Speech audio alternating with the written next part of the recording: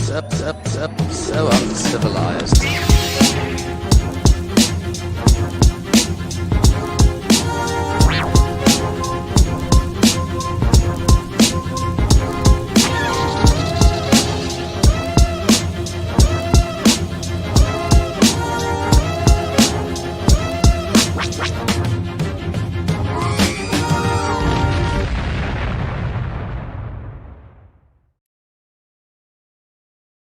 Greetings and welcome to the 1-6 Scout Man proudly presents another episode of You Know What It Is, man. This is Uncivilized Scoundrels, one of my favorite shows of the week.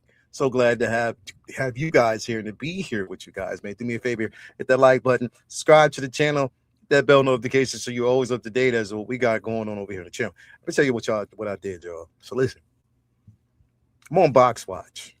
I'm admitting it. If you're a collector, you know what that means. I'm on Box Watch. I got so much stuff that I had to get through. So I'm going to admit to y'all a couple of things. And this is going to basically shock two other guys that I have back behind me. I just now, and yesterday, I just unboxed, Fox and I know Commander Wolf and the 501st yesterday. Just yesterday, right? My Plo Koon is in there with them, and then Ahsoka's in there. It's a nice little show, right? Guess what? I still haven't unboxed yet. Your D-back? Why you put my business out there, bro? You didn't let me say. I'm sorry. Was that the wrong answer? You just put my business out there, bro. Yes, I haven't unboxed my do-back yet, but that's going to go in the garage shelf over there. But I haven't unboxed my Battle Damage Vader yet. What? I haven't unboxed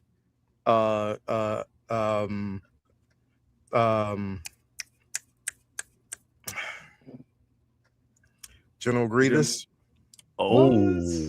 Okay, so Not you haven't yet. unboxed your coolest figures, basically. I know, bro. The most awesome things that Hot Toys has put out in the last few years, and they're still sitting in the box. It's the biggest space hogs that you haven't unboxed yet. That's all. Yeah. Because they take up space. It's a couple of things that I haven't unboxed yet. It's just taking me a while, bro, because I'm gonna get to them. Trust me, I'm gonna get to them. I love my do-back. But as you know, guys, I have these two you know what I mean? Scruffy looking nerve herders in the back. Who are you calling scruffy looking? Who's scruffy looking? Laugh it up, fuzzball. Bro, you know what it is about the sequel is that the jokes were properly placed and unforced. Mm-hmm. I mean, you have to have the right chemistry. Mark Hamill, Harrison Ford, Carrie Fisher, Anthony Daniels, they have an uncanny chemistry. Even Peter Mayhew. And he didn't speak. At all. With his body, he did it. It was amazing. With his body, bro. You know what I mean?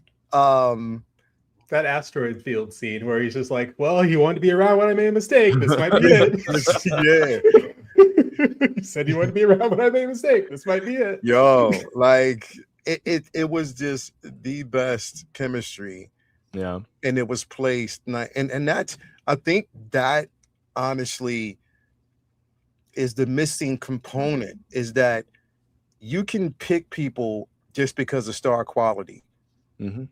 But the chemistry has to be there. The chemistry has to work. It has to be there, bro, because if it's not there, it's not believable. And we're not enticed to really gravitate towards these individuals like we should. And I don't want to, my thing is everything. I just don't want my Star Wars to feel forced. Mm-hmm. Casting directors back then picked the right people for the right job. Even when Lando came in Empire, chemistry was there automatically. Yep. Well, he's all chemistry. All chemistry, bro. And it worked.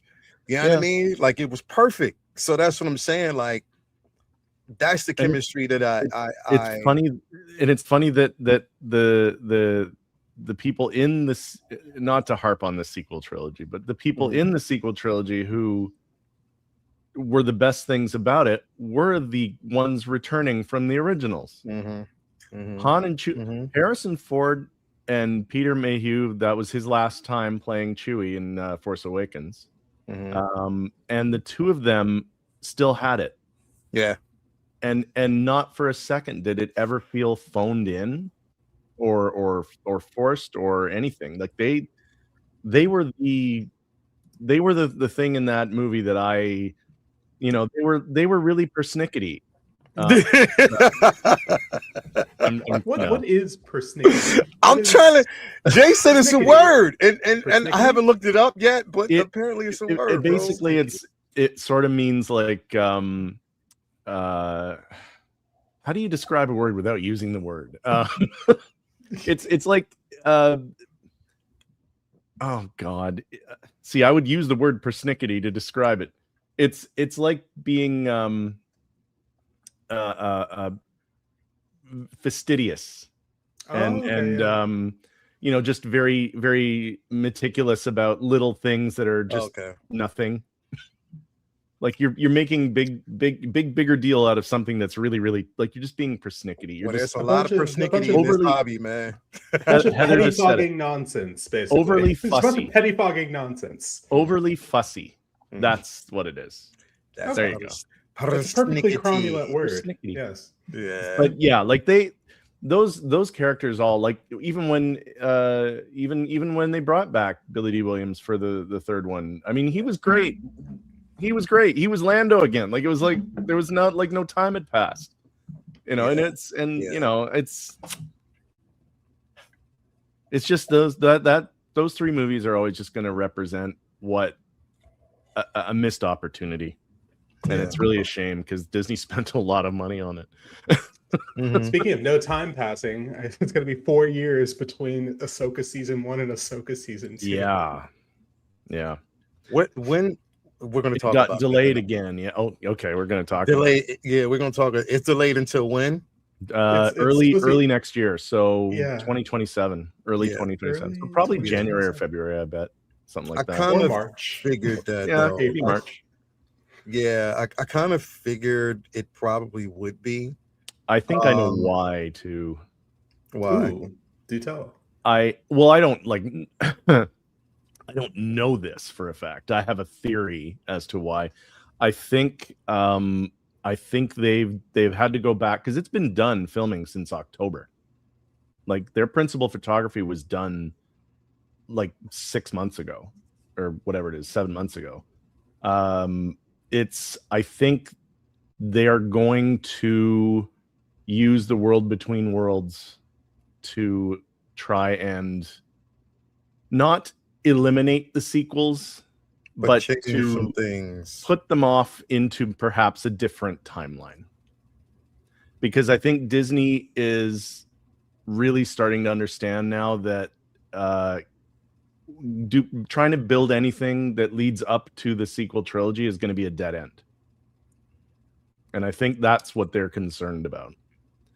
So, plus nobody watched any of the sequel stuff during Star Wars Day. Did you see that? They brought up the Nielsen ratings. Nothing. Nobody watched a single minute of sequel related anything. It was all so damn sad, bro. And it shouldn't be that way. It shouldn't be that way. And it's just it's sad. But hey, look, if they've figured out a way, like, that's basically what I always thought they were going to use the World Between Worlds to do.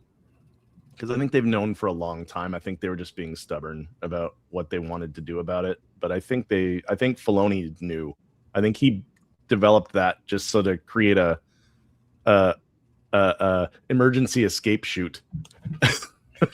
I always thought that. Here's the thing, bro. Like, to rewrite that ship, like, it's almost an admittance to me of guilt or failure. That's why they wouldn't do it. Let it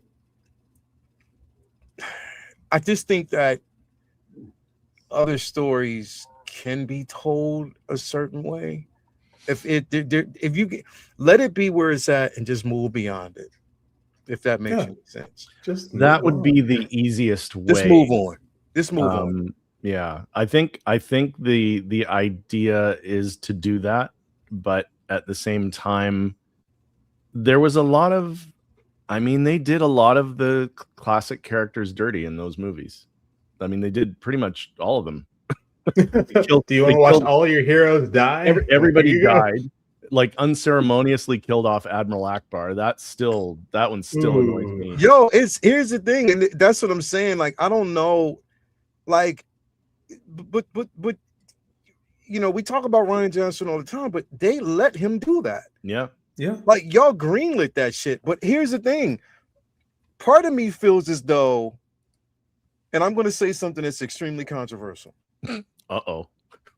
Part of me feels as though that actually Kathleen Kennedy fought against it, but it was the execs, because they wanted to steer so far away from George Lucas's ideas pushed that shit. Part of me basically feels that way. Mm-hmm. Like they so wanted to separate themselves from the idea. I mean, when we talk about Bob Iger shooting down George Lucas's original idea of what he wanted, and then writing a book saying that that's exactly what he did. He admitted it. And he admitted that shit. He admitted everything. He admitted everything. And I'm like, yo, you stupid motherfucker, bro. Because you're admitting that was part of the, because you're seeing the failure because you didn't listen. George was giving you the blueprint of how to be successful. Okay, do this because and it wasn't like he was saying this was his, no, for the first film, just do this and then springboard off. It would make so much sense. And they just didn't. It's the same thing that I don't. Well, you'll remember this. It's the same thing that Hasbro did with the Transformers movie, the animated Transformers movie, when they killed off Optimus Prime. Yeah. And from their logic, and because I watched it on its when they released its, I think it was its 30th anniversary. Yeah, the one. They were talking to an exec, this old guy, and he was one of the executives, and he's like, we were just, figuring, okay, we'll use this movie to introduce the new toy line, the new characters, the new this, the new that, and so they didn't even think that we'd actually cared about the characters that they had. And then when they killed him off, and the and this is pre-internet, the noise was so great. And he must have felt a tremor in the forest that millions of voices cried out, suddenly silenced. See, I can do it too, Chris. Part of me wishes that Chris was in the room, like in the room when contracts were being signed and ideas were being thrust across the table. I can picture him saying, oh no, no, you might want to, oh no, that's not going to work. Oh no, I would pull out my best Al Pacino and say, you dumb motherfucker.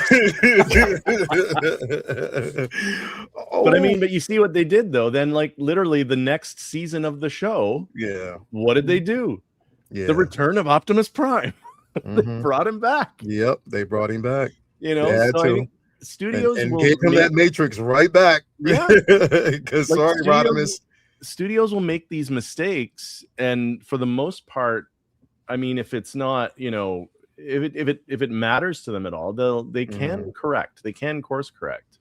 And I think what they've maybe kind of come to the realization is that everybody who loves Star Wars because of Star Wars. The original, like everything that George did. You can't come in here, buy an IP because you think you've got a built-in audience that's just going to throw money at you, and then use that as an opportunity to completely get rid of everybody that made the thing popular to begin with, just so you can introduce your own thing, and then be shocked that it fails. So they didn't need to kill off anyone. The characters. It's a big galaxy. Yeah. And that, for whatever reason, we keep running into the same people again and again and again. The original trilogy, it's about Luke's family. It's about the Skywalker family. So you're going to see the same characters. But I mean, yeah, like I see what you're saying. Move on. They could have gone on to something else. The Chosen One prophecy had been fulfilled. We can move on. Let's meet some new people in a new area, in a new place, and bring them back maybe for like a cameo here and there. Yeah. Bring them back and or if you were going to kill Luke, if that was your aim, the last film, Rise of Skywalker, would have made sense to do it. Because you name a film Rise of Skywalker with not one single fucking, well, you had Leia in there, but still, it was the death. If you would have had both of them in the film, even how you did it, if it would have made more sense. If that's what you needed to do, if there needed to be a sacrifice. Rise of Skywalker at that particular point meant that, again, the sacrifice was made, but his story lives on. It would have been, the third film would have made the most sense. It would have made more sense. And the other thing too, I remember at the time I was thinking that, and this was a theory I had at the time, because I was, we were coming up with all kinds of fan theories about what was going to happen. And I had this theory in my head that because Luke, at the end of Last Jedi, he just vanishes, does the usual thing, and his metal arm went with him, and it was like, I thought, okay, maybe there's a way we can work this in, that you can lie, you can transition into the Force alive. You don't have to die to do it. I mean, look at Ben Kenobi. Vader, there was no body ever. No. It was an empty cloak. He was gone before the lightsaber hit him. So it's like, could it be possible that Luke, if you can go in, can you come back out? And maybe he could come back out. And that was the whole, like I was saying, with the world between worlds kind of thing. Is there a way to come back out? And they maybe could have done something like that and then keep him alive, bring him back. And then you'd be like Gandalf the White or something like that. Like Ahsoka the White, that sort of same thing. She went into the world between worlds and came out, and then she had a new lease on life. But I don't know what's going to happen. We're going to get a bunch of AI driven shows or films where it's like, all right, you want your Luke Skywalker, here's your Luke Skywalker. Here's Luke, and it maybe it'll be Mark Hamill doing the motion capture, much like we had in those couple of episodes from the Book of Boba Fett, which were the best episodes of the Book of Boba Fett. It had nothing to do with Boba Fett. Instead, it was still, that was the best thing. It's like, the best part of the Book of Boba Fett was the Mando and Luke and Grogu. Boba Fett, But you could do something like that, and I've seen people argue that the technology is there to do so.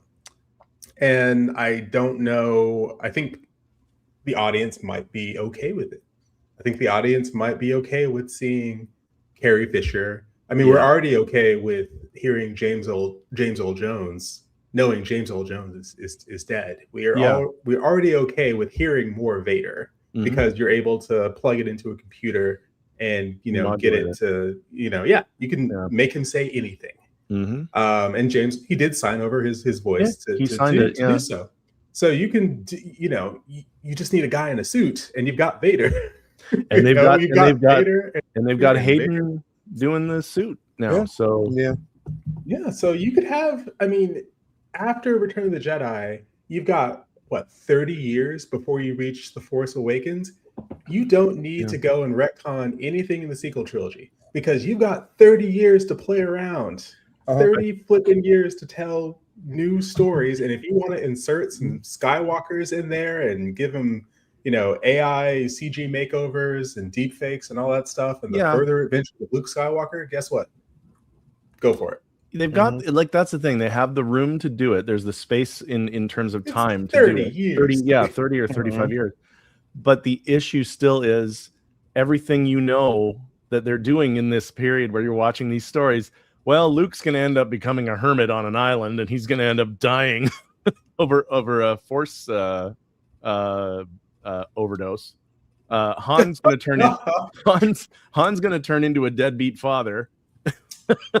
Like Bro, like it was some of the things it was the things they dismantled. Yeah, the idea of they dismantled the whole philosophy of what George Lucas's story really meant. mm-hmm. It was family. It was the togetherness.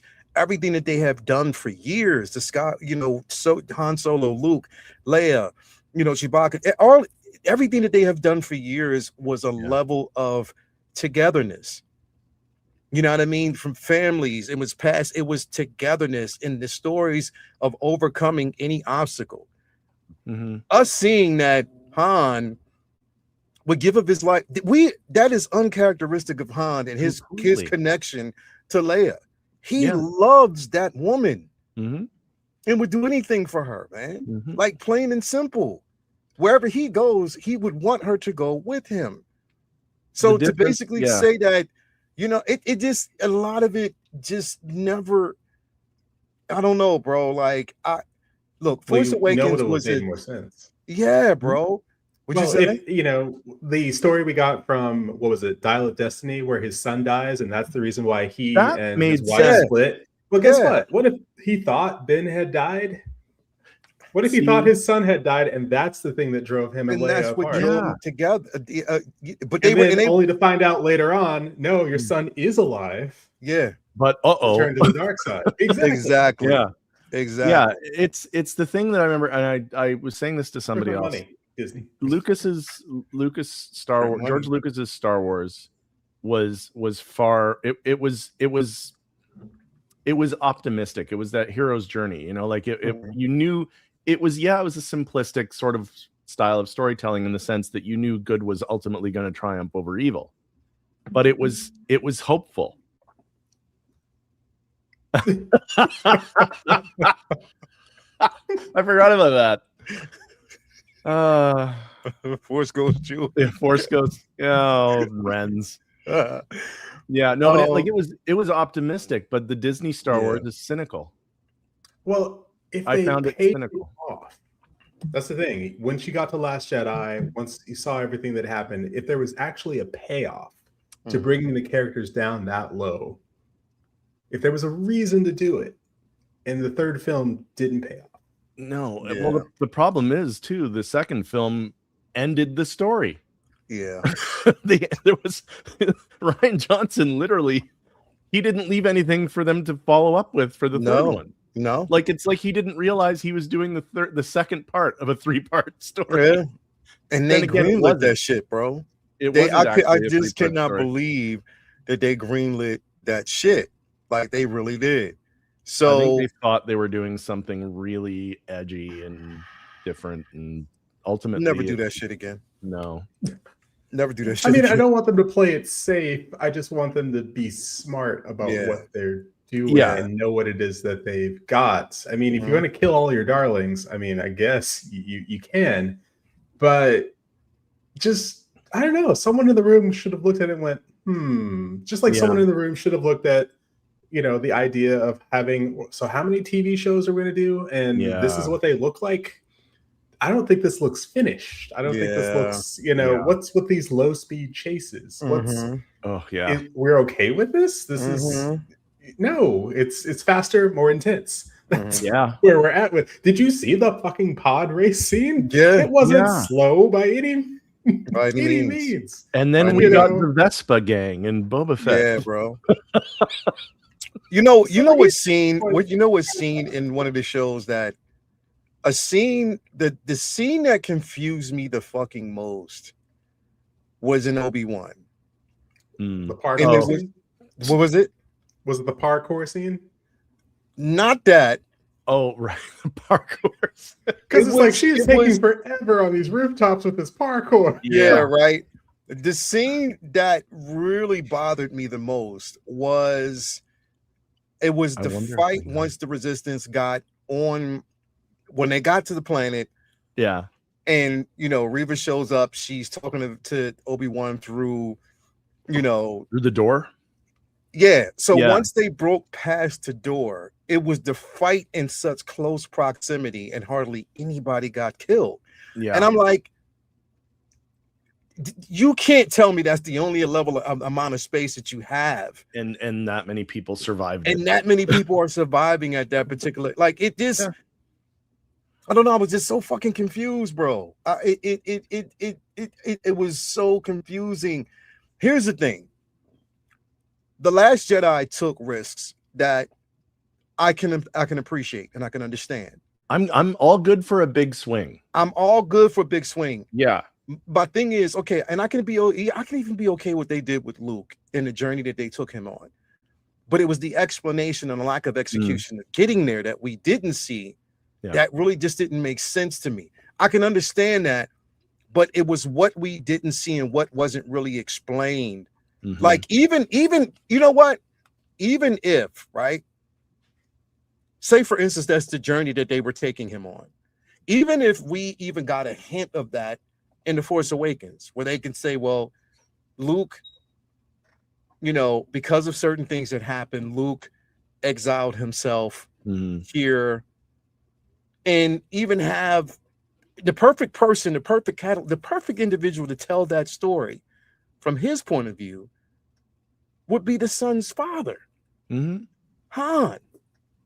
Letting them know, like, finding him is going to be hard because he's blaming himself because of this. Only if I could be there to tell him it wasn't his fault. Yeah, that would bring him back, probably. That would probably give him a level of closure, but at least them explaining to Rey and Finn, this is what is happening. This is why he exiled himself, because he felt as though it was his fault. Yeah. You know, my son's turn to the dark side was the result of that. I mean, just certain things that could have been explained. And the reason why I say this, and I know we're long with it, we got other things to talk about. But when we get here, we always talk about this shit. But even you could get, bro, do you know how much more, you know, money that would have been left on the table for them to tell the right story if they would have took the fucking Canto Bite scene completely out of the movie? Yep. Just make the Canto Bite scene a Cloud City scene. And call it a fucking day, bro. Why can't Cloud City have a casino? I know an awesome code breaker, and guess what? It's Lando fucking Calrissian. Yes, exactly. Boom. Boom.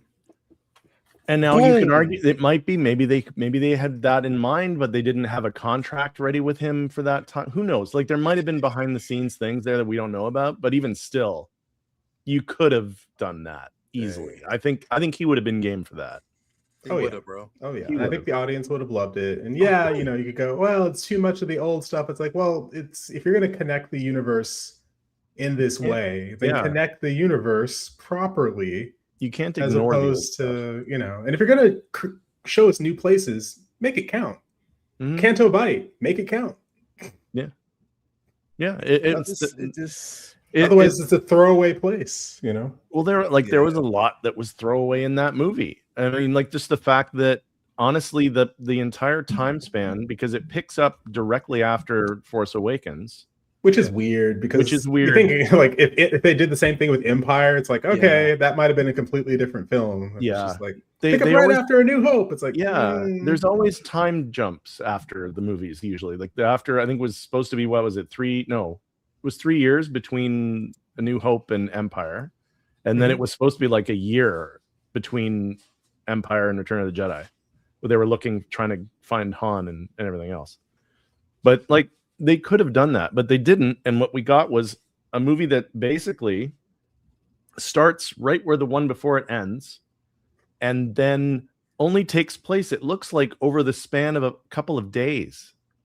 So really, The Force Awakens and The Last Jedi, you could have kind of cut all of that into one movie in terms of what happens in it. I mean, it could have fit, and you know, and then do a time jump after that, which they did for thing. But the way they ended the second one was like, nope, we have everything we need right here, and we're on a ship, and we're the world, the slowest chase in history between what's remaining of the rebel fleet and the. I actually kind of like that. The idea that's like in Star Wars, you can run out of gas.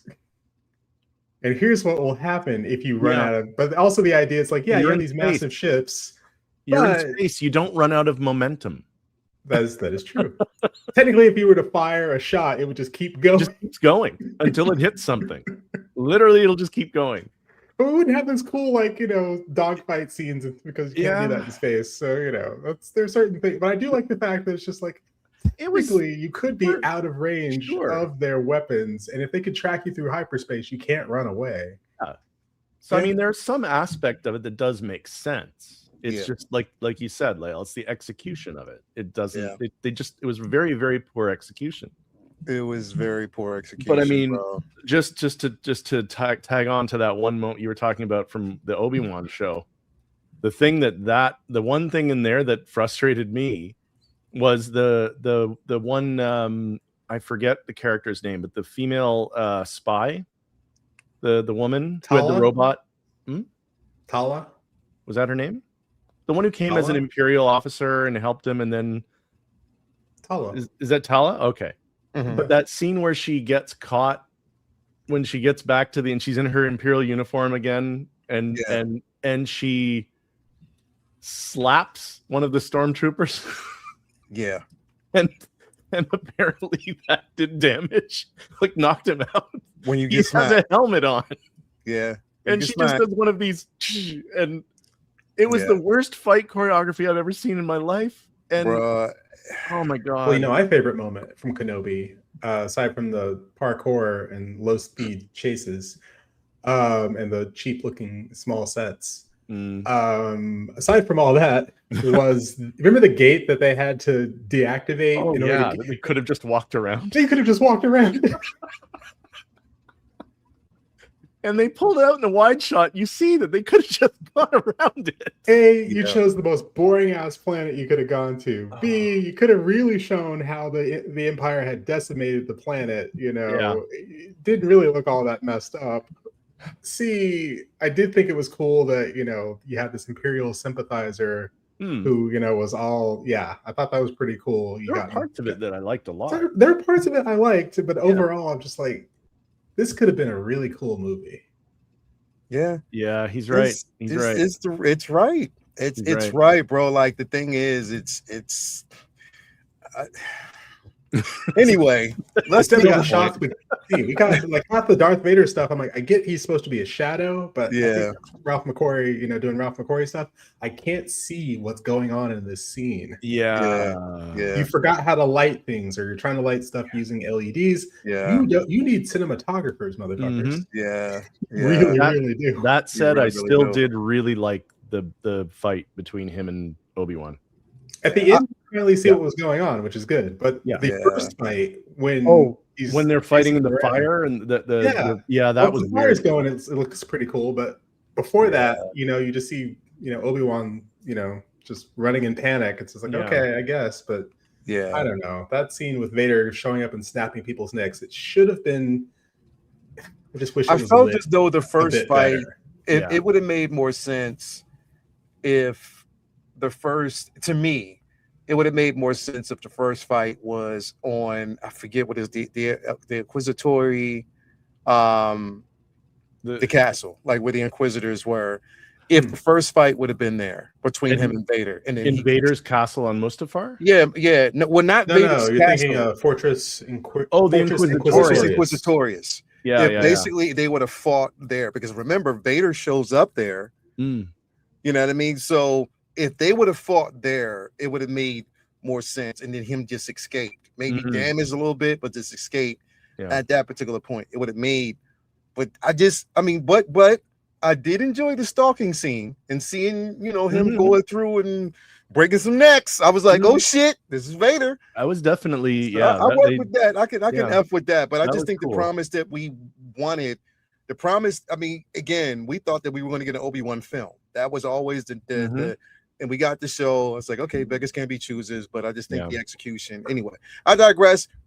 Let's get into today's show. Before we actually do, of course, I want to say what's up to the places where we get a lot of our collectibles from. If you don't already know, starting off with our guy Ray over there at Underground Figures. It's Underground Ray. No NRD, shipping and handling is definitely reasonable. Sign up for that newsletter so you are always up to date as to when your figure's going to arrive, a new figure's being revealed. Create yourself an account so you never know when it might be free shipping or a discount code on the figure of choice. Also, we want to give a shout out to my man Ray over there at Hawkwards Toys. It's Hawkwards Ray, always coming through with the goodness. Proud sponsor of everything we got going on over there at the Figure Flex Friday Facebook group, your one-stop shop for all in-art collectibles. Nice little care package, comic book stickers, figures, the works. Hit him up. He'll definitely take care of you as always. Brian Wong over there at the Module Case, Module Space option. Again, I have the mono, but you can get an option of your own choice. Hit him up. He'll definitely take care of you with all your options. And all you have to do is go up to the very top. You see what it says Module Case Mono Accessories. Go there, peruse. You'll find what you need. Also, got to give a shout out to Tina Cruz, El Deluvio over there on Facebook and Instagram. Again, if you were looking for her, look what she did, man. She let me. I got to show y'all this real quick because I think she put this up on her page. Look what she did, bro. Look at her. Oh wow, work, bro. Look at her amazing work, bro. Come on, wow. Tina Cruz, man. Tina Cruz, man. That looks amazing. Definitely doing the Lord's work, man. So hit her up, and she'll definitely take care of you as she always does. Last but not least, got to give a shout out to Vincent Dunn Art. She's not here at the moment, but definitely Vincent Dunn Art. If you were looking for all your needs when it comes to art prints, everything that you need, just find the actual link to his store on his Instagram page. Hit him up, and he'll definitely take care of you. Now let's get into some business, man. Let's talk about this. We are talking about, yes, the news that we received, as y'all alluded to earlier.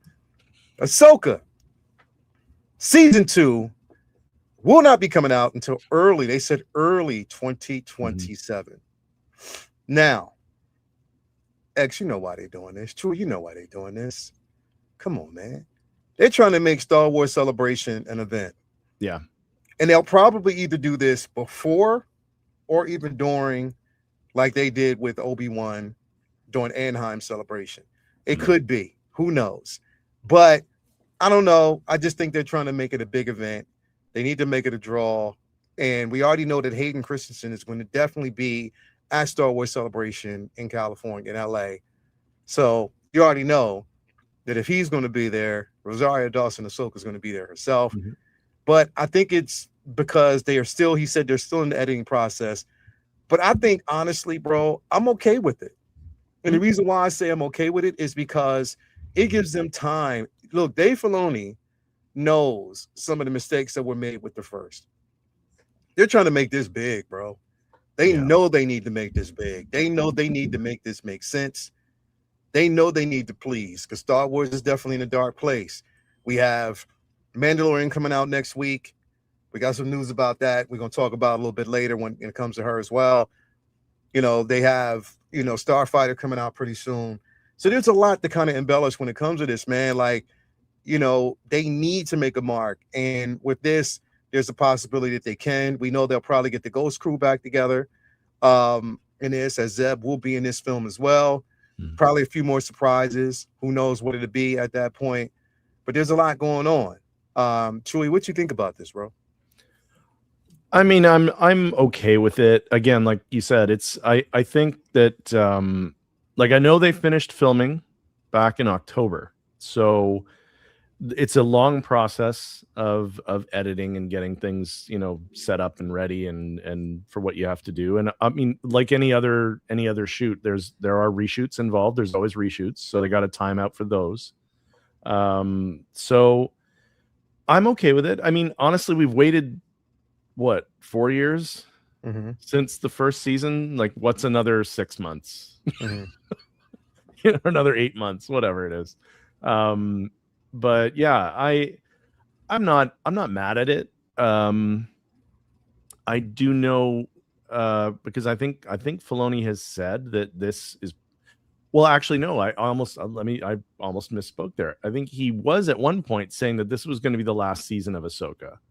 And somebody asked him on a red carpet very recently about that very same question, and he was cagey about the answer. So I don't know if he's changing his mind on that. I have to believe too that the changing of the guard in terms of the president and head of creative and all this other stuff that's gone on in Disney, over the last couple of months, maybe they're changing some of their plans. Maybe we are gonna get another season of Ahsoka now. I mean, Filoni is in charge. Like, it's his baby now, pretty much. So if he wants to do another season of Ahsoka, you're not going to tell him no. Nope. I mean, it's and to be honest, I'd be okay with that. I'm a big fan of the character. I've always, well, not always. I didn't like her at the very beginning, in the Clone Wars movie, but her evolution over multiple seasons of that show, and then in Rebels, and then now in her own show, like, her character has had a real arc. And with movies, you don't always get the time to do that in Star Wars. So the fact that they've done that so successfully with her has been great. Like, I've been a big fan of hers now for a while. So if this is just them making sure everything is exactly how they want it, and that the show is going to do what they want it to do, then I'm fine with this. I don't have a problem with it. It's okay by me. I'm not one of those people that's like, I need what I want and I want it now. I don't care if it's ready or not. Yeah. Like, you know what? It's okay. If you need more time, take the time, make sure it's done right, and then let me be blown away when you Exactly. X, what are your thoughts, man? Like, what do you think about this? And could this be a delay because you decided to visit the set and said, no, no, no, no, no, no, no, no, that's not going to work. No, we need to redo some things. Well, I'm not necessarily a fan of Star Wars on TV. Star Wars on TV, for the most part, has felt cheap and small. The bright lights for, the bright spot for Star Wars on television for me has always been animation. That's just where I think they've just done some of their best storytelling. And both visually and, from a story perspective, that's just where they've done some of their best work. Where we had some of the most heart-wrenching scenes ever has been in animation. We've had some pretty good scenes from the TV shows, mainly from Andor. Andor is like the one standout when it comes to Star Wars TV, where I'm like, yes, if you're going to make Star Wars TV, it's got to be at that scale, with this level of writing, with this level of acting, with this level of special effects. You can't play it cheap with Star Wars, or it feels, small, unless you're going to be telling an intimate story. But I'm not a screenwriter, so I digress. When it comes to Ahsoka season 1, it was okay. I think I liked it more at the time, and then there were certain things I didn't quite enjoy. But again, that's my Star Wars entitlement coming in, where I'm like, that's how you gave us live action Thrawn, is in a TV show. Okay, well, maybe this will blow up and become bigger later on. There was talk of this crossover, film where it all comes together MCU style. And if that's the plan, if that was the plan, don't know if that's still the plan. I have a feeling, what The Mandalorian does next week may impact a lot of that, where if The Mandalorian underperforms severely, then maybe this Mandoverse thing just ain't gonna work. And it's time to, cut our losses. But 4 years for a season 2 is too long for a show. Yeah. I don't care if you're doing animation or live action, it's too long. So either you greenlit it before you had a solid idea, or, maybe your plans have changed dramatically, in which case, okay, you decided to scrap it. But I would hope that you don't necessarily have to give fans what they want, because fans don't know what they want. You just have to be able to tell a really good flippant story, and people know a good Star Wars story when they see one. Even if we thought that Andor wasn't going to work as a TV show. A lot of people did. Thought Andor wasn't like, we've already seen this guy die. Like, you're going to make a TV show about Cassian Andor? Who the hell is going to care about a Cassian Andor TV show of all the characters, Cassian Andor? And then it turned out to be one of the best things since sliced bread. Ahsoka season 2, you're going to wait, 4 years and then hope that people still give a damn about, what's going on, or remember what's going on. And if it's big and it's bold and it's exciting and it's like prestige TV, I think this has got to be prestige TV. I really, really do. I think Andor has raised the bar when it comes to Star Wars television. And I think a lot of people, if not for the writing necessarily, if just for the scope, the scale of, what they see on the screen, I think now they're expecting that. If you do anything smaller than that, people are going to go, okay, so you filmed in the volume. Even if they don't, they're going to go, oh, you filmed in the volume. Well, okay, I guess, So it's going to feel lesser then. I hope that it goes in an exciting, new place. I don't think it necessarily has to fix the sequel trilogy, but if it does, great. If it does, if it opens up Star Wars in a way that we just couldn't possibly imagine, great. I just would love to see them go in a different direction. I'm more excited at this point for Starfighter than I am for anything else. Yeah. Just because I know nothing about Starfighter. This show is essentially Rebels, live action Rebels, which I love Rebels. Yeah. It doesn't translate as well in the first season of Ahsoka, though, as it does in that stylized animated show that we got. It just doesn't. We had some of the best space battles I've ever seen in Star Wars were in Rebels. Oh yeah. Oh, for sure.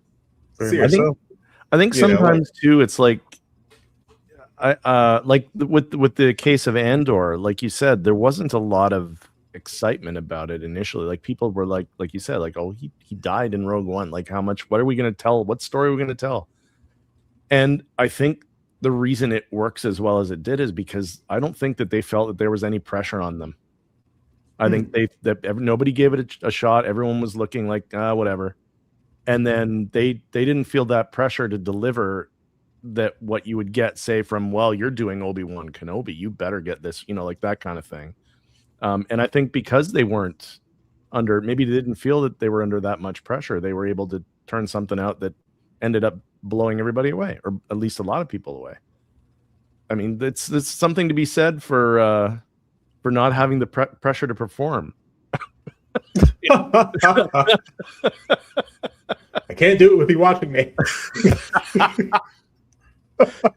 But like I see what you're saying. No, you're right. It's one of those things where, I think Ahsoka had some big ideas in its first season, and I think they executed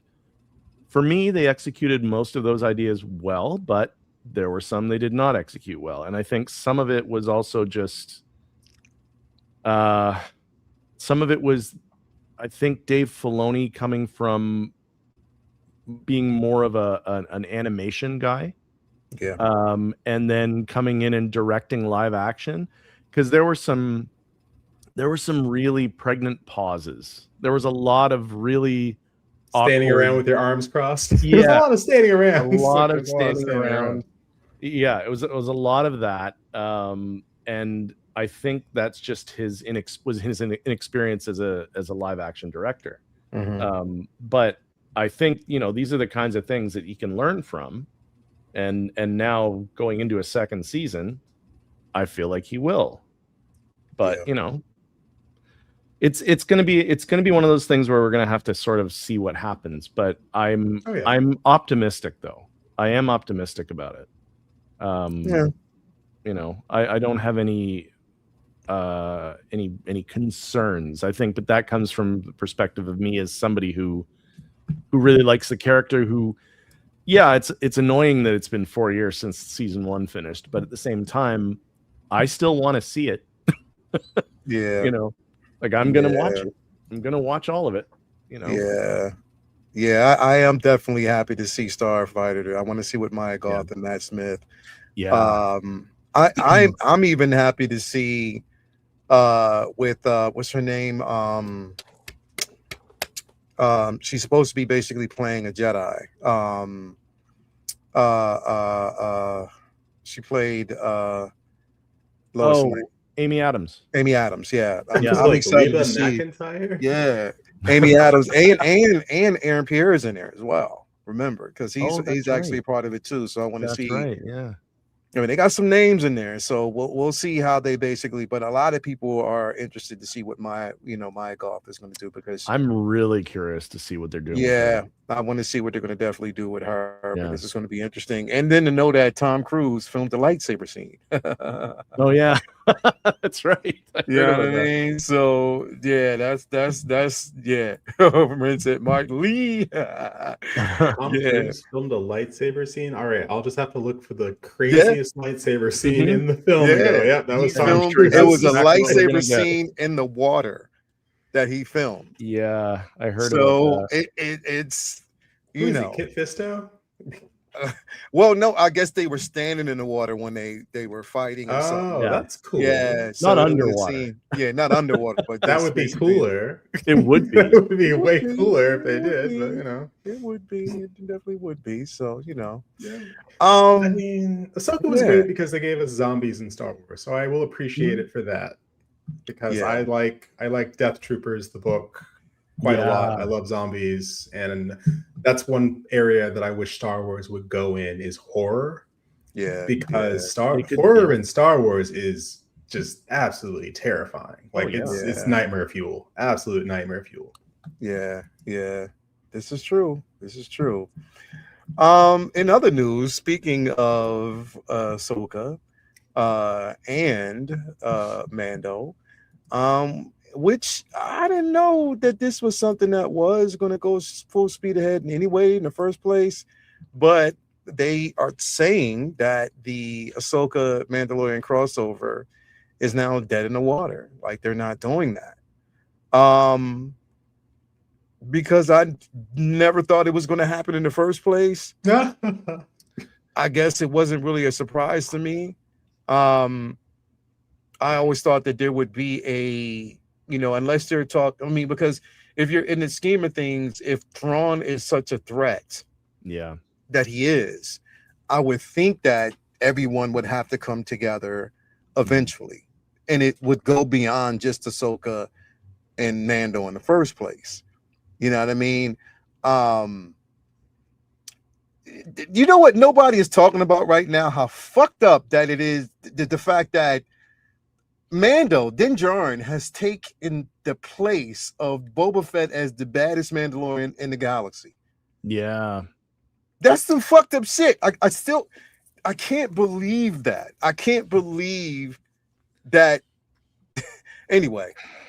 Well, I mean, that's the reason why the Book of Boba Fett was, I think, such a disappointment. Where it's like, you want to see a Boba Fett show? I'm like, we already saw it. It was called The Mandalorian. Yeah, bro. Imagine if the Mandalorian, instead of being the Mandalorian, was Boba Fett, and Boba Fett found Grogu and was going on adventures with Grogu.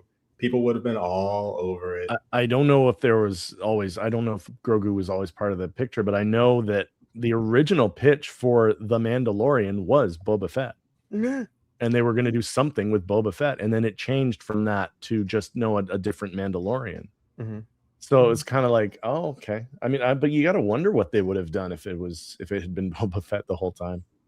Yeah, he'd be running around in Slave One or Fire Spray or whatever they call it now. He'd be running around doing that, and trying to. Who knows? Maybe he'd get together with Bosk and Dengar and Zuckuss and Forlom, and they'd run into each other. Do you remember there were a series of books back in the? I think they're still under Legends. The Tales of the Bounty Hunter. Yes. Yeah. And those were great. And there was a story. Actually, it wasn't part of those books. There was another story they did. I think they did it in the comics though, where it takes place right after Empire Strikes Back. Between when he takes Han Solo. Oh yeah, and he's trying to get Han Solo back to Jabba, and all the other bounty hunters. Bounty hunters are hunting him to try and take it so they can get the bounty. That would have been amazing. And Jabba's like, "Hey, I'm going to put a bounty out on Boba Fett because you're taking too long." Yeah, that would have been an incredible story to do. But and you would not have needed to see Tamora Morrison at all because Boba Fett doesn't take off his helmet. Yeah. Well, once they introduce the clones and once we know about all that, we know what he looks like, so he doesn't need to take his helmet off. Nope, he did not need to take. And you could have made a story between Empire and Jedi, just like you. I mean, hell, now you can make Shadows of the Empire, which would be fantastic. But you could have made a show full of bucket heads, and aliens, and it would have worked just fine. And that would have been a great blueprint for a story of here's the shit that Boba Fett had to go through to get Han Solo back to Jabba. And all of the no-name actors they could have hired, which would have worked for scale, with all those helmets on. They would never see their faces. I would have done it. They called me up, Chris, we need to put this on. Like, cool. I would have done it for free. I can't see in this thing, but cool. Just feed me at lunch. I'll be fine. That would have been cool. But yeah, I know what you mean. It's one of those things where it's like, was no one thinking when they were coming up with all this stuff? Maybe this would be a good idea. Or no, you know what? That idea is too good. Let's do this instead. They thought enough to rip off Heir to the Empire, but not actually follow through on Heir to the Empire. To be honest, maybe they will. Maybe. Be honest, I hope they don't. Because all they can do is ruin it. It's like the question becomes, what the hell are you going to do with Thrawn? You introduced him as the big bad. Sort of apex threat, obviously. So, but I mean, to turn that into a version of Heir to the Empire, if you're going to bring Thrawn back, don't call it Heir to the Empire. I think you got to call it Heir to the Empire. Call it something else. What are you going to call it? Similar story, maybe, but yeah, just don't call it Heir to the Empire. Whatever you do, please don't do that. Your plea was so heartfelt just now. Here's the thing, bro. Like it don't associate it with something that you can't really pour everything into. Yeah, because the idea, honestly, if you think about it, the idea was already dismantled. Because of how you introduce the character. And a lack of characters that are definitely important to the story that should have been introduced already. You know what I mean? So now you have Thrawn on Dathomir with the Night Sisters. With the Night Sisters. That's a fun twist. You know what I mean? And with all these sarcophagus, these things that they have with bodies in it, they can revive. Which I'm still wondering what bodies are in those things. But I guess it's going to be crazy. And it is such a threat. And they're saying that and this is supposed to be this bigger war is supposed to be what is leading into the First Order. So, yeah, I think the opportunity for them to tell that story is just a bit, don't even try it. Just leave it. It's the same reason why people don't want, like, for the longest time, everybody wants Mara Jade to show up. And now people are like, no, leave Mara Jade alone. Leave her alone. We don't want Disney to touch Mara Jade. Leave her alone. Don't do it. Well, to me, I feel like they messed up Thrawn, where you see him in Ahsoka. I mean, in Rebels, he was quite capable. In Ahsoka, he just didn't come across as the threat that he was supposed to be. Well, how much time is supposed to have passed between Rebels and that? So 20 years? No, it's been like 10 years. 10 years, yeah. Yeah.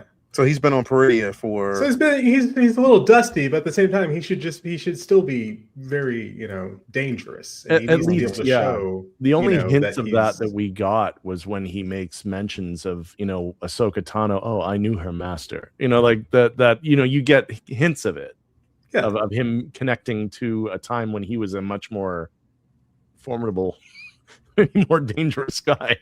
I think here's the big bad. And he's all right, I guess. I mean, we haven't really seen him do anything.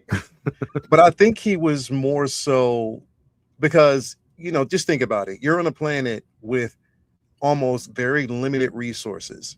You have a reach, but you don't have as much of a reach as you should, or you think. And you're on a planet where there are force sensitive things that are actually happening that are completely out of reach, and it's causing a bit of a dismay.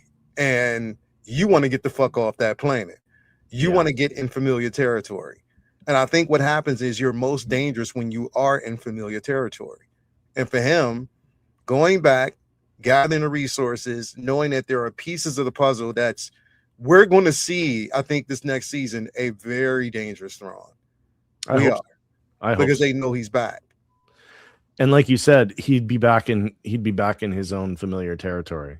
And him being the master strategist that he is, he now that he's in an area that's familiar to him and he knows the things that he needs to know.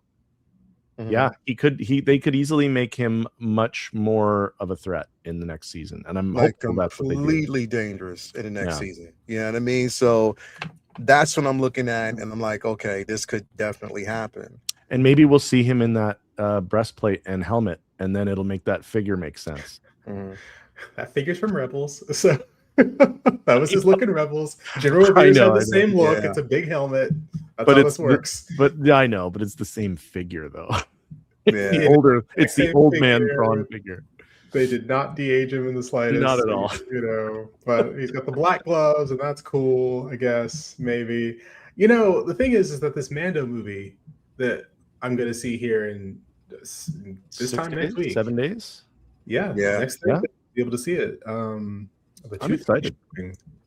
It's got direct connections to what we saw in Mando season 3, and the people were working, with expecting Thrawn's return and talking to Pellaeon and to Captain Pellaeon and all the Shadow Council. Yeah. So you're hunting down all these warlords, which are part of the Imperial Remnant that are supposedly working with Thrawn. Then you're right on the doorstep of "quote unquote" heir to the Empire. You're right on the doorstep of Thrawn's in the picture. He's in the picture when all this is happening. And if he doesn't make an appearance, that's one thing. But the fact that he's out there, I'd be curious to see if this film does the entire movie without any mention whatsoever or any clues that there's something wrong. What do you mean there's something wrong? The Empire is too quiet. What do you mean they're too quiet? It's like they're too quiet. It's like they're preparing for something. It's like I will say, I think there's a lot more we're gonna get in this movie than what we think, because from everything I've heard, every bit of trailer, every bit of material that they've showed for the marketing has all of it has been from the first 20 minutes of the movie. Yeah, none of it has. It's a lot of it. What they're saying is not. There's a lot more to this film, and even people who have seen it have said the same thing. The trailer does not do this movie justice. It doesn't give anything away. There's a lot more that's there that isn't being shown. They didn't say what it was, of course, because they can't. But yeah, that gives me hope for this movie, to be honest. Listen, I'm excited to see it. Going I am excited to see it. Because I watched the clip that they aired, the clip that came out, the first. What was it for? I haven't seen any clips for it, but there's a clip where I hear when he goes and he's in front of the two huts, the Hut twins. Yeah. And there's this little scene with that they show when they take his helmet off and everything, and that scene was really cool. I was watching it, that looks really good. I was not disappointed to see that at all.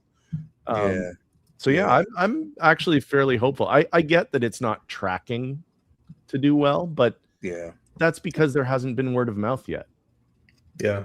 I mean, the marketing for this has still been all over the place, but then again, marketing for new movies these days it's not the same as it used to be back in the day, where it's like, here's how you market a film. It's like, no, it's not you don't market movies in the same way you used to. You just don't, because the attention span just ain't there, and the eyeballs just ain't there where they normally are. So, the fact that we didn't see really any marketing for God knows how long it was weak sauce, and then what we thought and then we traditionally got would Super happen. Bowl thing. The Super Bowl, exactly. It's like, oh my God, this is where it normally happens, and it just kind of And didn't. then it was just a riff on the Clydesdale joke. I mean, which is just like, okay, I guess. And lately, of course, the Burger King and all people are getting their Whoppers and their Grogu Whoppers and all that stuff. So, you're seeing more of it in stores now and in windows and all that stuff. I just hope that Thrawn is in this movie. I think if you're going to make a Star Wars movie, put Thrawn on the big screen in this film. Mm-hmm. It's like, I hear you were looking for me, basically. It's like you're hitting all these low-level warlords. I hear you were looking for me. I mean, it's got a big cast. Like, there's no reason why they shouldn't do something that's more impactful. I mean, they've got Sigourney Weaver, for God's sake. Mm-hmm. And if they underutilize, come on, if they don't, they got to use her. Well, she's definitely been out on the front. Mm-hmm. Especially with marketing and promoting the film. There was a scene, and they did basically show her in an X-wing leading a battalion. So like, another squadron of fighters. So she is gonna fly an X-wing. So she's definitely gonna fly an X-wing. You know what I mean? And I think it's gonna be dope. I kind of want Sigourney Weaver on my shelf. Yes, in an X-wing outfit, bro. She is flight suit. I kind of want. She's just, bro. When they say that she is the sci-fi queen, she really is. Yeah, she really, really, really is, bro. And there's not been one role where she's phoned it in. She's turned it up. It's been fucking incredible, bro. Like, Sigourney Weaver is, come on, man. She's, if we're talking about, when they say that the great what's her name, actress, the greatest actress of all time, Meryl Streep. If they say Meryl Streep is, Sigourney Weaver is the greatest sci-fi actress, literally. She's the Meryl Streep of sci-fi. She's the Meryl Streep of sci-fi, bro. Like, straight up, because she and I can't wait, literally can't wait to see, her, in this. I really, really can't wait. It's going to be exciting, bro. Yeah. Charlie the Unicorn, I loved her in Alien 3. Is that what he said? He's in Alien 3. Oh. Hey, the story, we were talking about that the other day. The story might have been whatever. She didn't write it, but she did not phone it in. She did a good job. She did her job. She did her job. Anyway, let's see how this basically. When I want to go on, okay, let's talk about this, bro. Because literally, this is on the mouths of everybody in the Star Wars universe right now. Yep. But we've already talked about how great the show was. And how good it was to see Maul, in his element, but then also but I think what this show does is recontextualizes everything that we know about Maul and his intentions, even his radicalized intentions. Like, if you put it this way,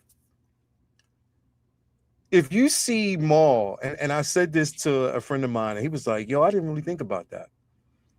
If you see Maul as being a radicalized, evil individual with intentions, because again, we know that his intentions were after, and like X, you so eloquently pointed out like a few weeks ago, if it wasn't for Crimson Dawn, hey, the rebellion wouldn't have gotten that footing, that first foot forward like they did have. But right. If we're looking at Maul as this radicalized, evil intentioned individual who has everything that he said was true, everything that he said was going to happen happened. Even though, and he learned at the very end, the bitter end, that Luke was, in a sense, the chosen one to stop Vader, and Vader was still the chosen one. Like, he still was the chosen, you know what I mean, to bring balance, which he did. I think Vader was there to bring balance. Luke was there to understand what that balance meant. with Maul, if you're going to say that he was evil, then you might as well also, or his intentions and radical intentions were just like, you might as well lump in Saul Guerrero right there next to him. Mm. If you think about some it. people do. That's the thing. Yeah. Some people do, one person's freedom fighter is another person's terrorist. Exactly. Like Saul Guerrero, even though we know that a lot of things that he said and what his intentions were, he used some radical theories, radical things, and some very dangerous things to get his point across. And that's why he wasn't trusted. Maul was on that same level, but I think Maul's story, literally, bro, to me, is even more tragic than Anakin's. Because he's lost so fucking much, bro. His brother, his mother, the portrayal of a master who you almost looked at as a father figure and that's it. That's it. It's abandonment issues, bro. He was abandoned. And that's why when you basically see him aligning himself with individuals, because whether you choose to believe it or not, and whether he chooses to believe it or not, Maul actually cares for people. He does. Yeah. Even all the way down to binary things, as far as like a robot or whatever, he cares for people as long as they as long as they align themselves with him and they believe in what he believes in, he'll ride for him. Like he's you know what he is, bro? He's the Star Wars Doctor Doom. Because he'll ride for his folks. Okay. He will. He'll ride for his folks, bro. Yeah. If you think about it, he just has ways to align. He's putting pieces of the puzzle together to make things happen. But he'll ride for his folks. You know what I mean? We saw how angry he got. When anybody that he's next to is harmed, he protects his folks. And he'll put himself on the line to see that they actually have a safe passage. And regardless, bro, I mean, we saw what happened between him and Daki in the very end, but still, he was helping Daki. And he did gain the respect for Daki. But he did what he had to do because, again, he was protecting Devin. It was the best interest for him. But I think there is a slither of care there for her as well. So that's what I'm saying, bro. Yeah. Go ahead. And firstly, you picked a great still for this. I love that shot. Yeah, bro. That's a great still. The thing with him, specifically the thing with him and Daki was like literally for the episode or 2 episodes before that, he was speaking to them as if they were peers. Because how many other Force users are there that are still around since the Jedi Purge, which he wasn't even part of? Yeah. Like that's the other thing. But like, so he was looking at it almost like that they were equals. He had a respect. He respected Daki. Absolutely respected him. You can tell that. Yeah. And I think because he'd spent so much of the previous couple of episodes prior to that trying to convince him we aren't going to beat the certain someone using the Jedi way. We have to harness our anger. We have to harness a bit of the dark. Like even if it's just a bit, we've got to fight differently. And Daki was refusing to do that. And Devin was about to die. Yeah. The crow 11th brother had her. Like it was just Daki is like a liability at this point. Yeah, he'd kind of become a liability. Maul needed to help Devin. The only thing in his mind, okay, one of them is going to die. It can't be her. And so that's why he gave him that little push. Little shove. And as sad as that was, and I oh God, I love Dennis Haysbert. I love his voice. So it was great. But I mean, in Maul's way of thinking, he's still trying to help them. Yeah. It's just like he knows you're not going to make it unless we make a hard choice. And I'm going to make that choice. And he did it. And you know what? And part of me even feels as though even in that scene, in the portrayal of Daki, I think that he basically felt as though in the moment, Daki had a better chance than even he did. Because there was nothing he could do against Vader. Oh, Vader had already taken out, like, what? He got his hip, he got his nipped his leg. hip. Yeah, bro. He was already half immobilized from Yeah. one side. So Yeah. I don't think he wanted to do it. I don't think it was a thing where Maul actually wanted to do that. I think there is a level of compassion that he does have. But I think Maul is very much a lot like Anakin, in the sense that they both have issues controlling their emotions. And I think Maul is basically what had Sidious found Anakin before anyone else and raised him up to be like what, Maul, that the story would be over. Yeah. That would be it. Yeah. Because he would have found exactly the right one. Yeah. Maul was like a pit bull. He just found a little kid, got him really angry, made sure that he grew that anger over his life of torture and pain. And you see what some of the training, like Sidious was brutal. Yeah. Like torturing him as a kid. He put him through some shit, bro. Oh my God. Yeah. Like, so it's, he forged Maul into a weapon. Yeah. And that was his intention. And if it had been Anakin, I think he would have done things maybe differently, in the sense that I think he wanted to have Anakin as like, he always wanted to have that other apprentice, a more powerful apprentice, so that he could probably in the future at some point, transfer himself into Anakin's body. Yeah. I guess the whole point. But Maul got used and abused his entire life. And it is a tragedy in the sense that he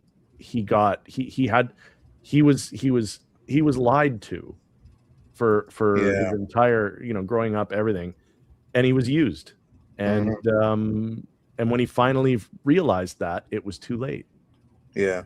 And so this is almost feels like a redemption to some extent, but it's not, because at the same time as he is fighting against the ones that betrayed him and abused him, he's also trapped in that cycle. He's going to do the same thing. He doesn't realize it. He doesn't even probably think that that's what he's doing. Yeah. But he's probably going to be, he just goes back into the cycle. He just justifies it differently. Yeah. And it's tragic. It is tragic, but that's the reason why he's such a compelling character. Yeah. Yeah, definitely. X, what do you think about all of this? Like, I mean, we're seeing, like, this story has taken us to a place with Maul where, again, every time we see him, we saw him in Clone Wars, we saw him in Rebels, and it's just layers and layers that are being peeled back. But I think they went in depth with the layers, and this is only season 1. And there's even more that we're going to discover about him in season 2, which I cannot fucking wait for. But what are your thoughts on what we're seeing? And does that even give you like when you think about him here, do you think about him from Phantom Menace? You think about him from, how tortured he was by, and the betrayal and the hatred now that he has. What do you think about all this, man? Well, it's funny that you mentioned Phantom Menace, because that's exactly what comes to mind. That comes to mind anytime I think of Darth Maul, is because Phantom Menace. I mean, that's the thing you saw in the trailers, the double-bladed lightsaber. Who the hell's this guy with the horns? Holy crap. And you got the Duel of the Fates. You got the music, the dun, dun, dun, dun, dun.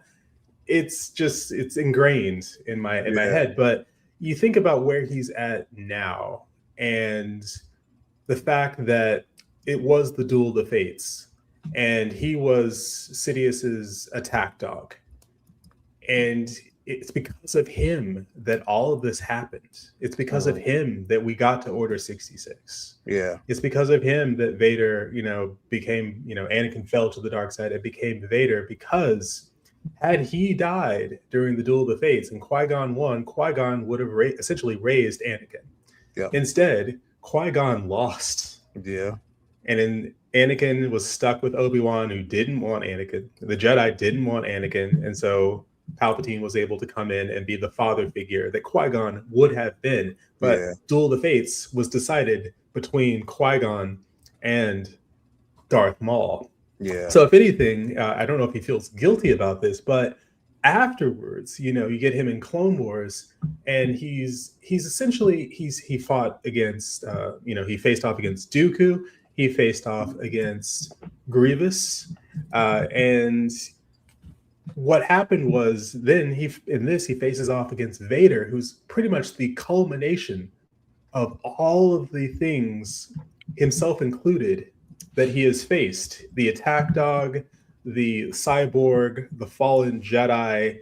The culmination of all that is Darth Vader.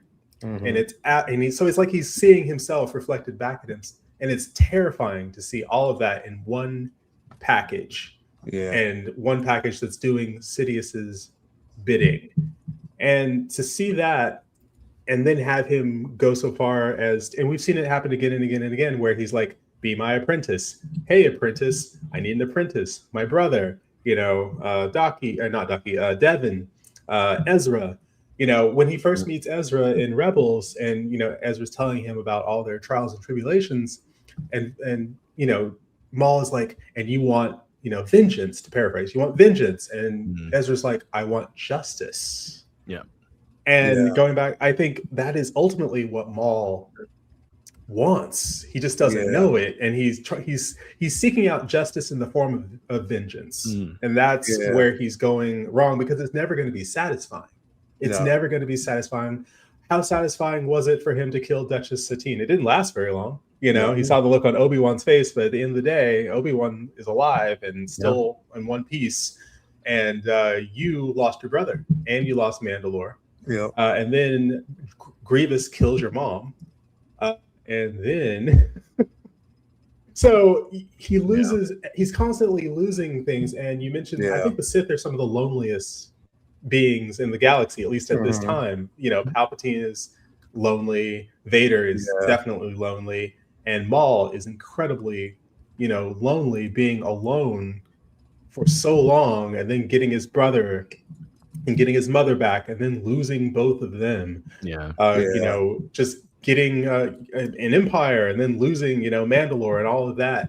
And so it's very fitting that when he finally dies at the hands of this person who he thought would finally, you know, make him whole again, the person he blames for, the one person he left that he can blame and try to actually do something about, Obi-Wan Kenobi.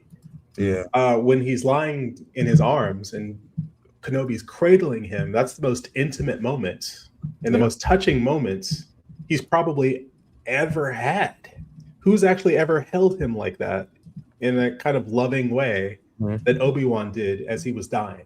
And it's his final moments that he finally got the thing I think he was actually wanting, which is just some sort of connection. And he probably thought, no one has ever cared for me like this. Nobody's ever gave me that peace. You know, like that, you know, and it was always, regardless if he wanted to admit it or not, it was a sign of respect. It was a sign of respect between the both of them. Like, you know, even through rage, you know, he died knowing that there was a level of respect, and at the same time, almost like he gained a brother in the moment. You know what I mean? He gained somebody who, you know, and even you know, it's almost like, yo, bro, like, honestly, who is a better person? This is gonna sound crazy. Who would I rather? There's no one else I would rather die against than Obi-Wan, because I know I would get that level of respect, and, you know, peace of knowing that the fight still carries on, and getting the answer that I needed, that there is someone out there that will definitely bring balance, and it will stop. You know what I mean? I will get the vengeance that I want, just not from me. You know what I mean? I'm not the one to do it. And I even think that he knew he wasn't the one. When he dies in that scene, it's very clear that he is relieved that it's over. he has a sense of just he's now going to. He just seems so much more peaceful. And like, oh, okay, the pain is over. This is it. It's done. The hatred, the pain, it all goes away. Yeah. The pain is gone. And then he says, you know, it's he is he the chosen one? He'll bring balance, and he will avenge us. He will, because he realizes both of us, like, you've been wronged. I've been wronged. I've been wronged. Yeah, so because much has been taken from us. This is however many years after Shadow Lord.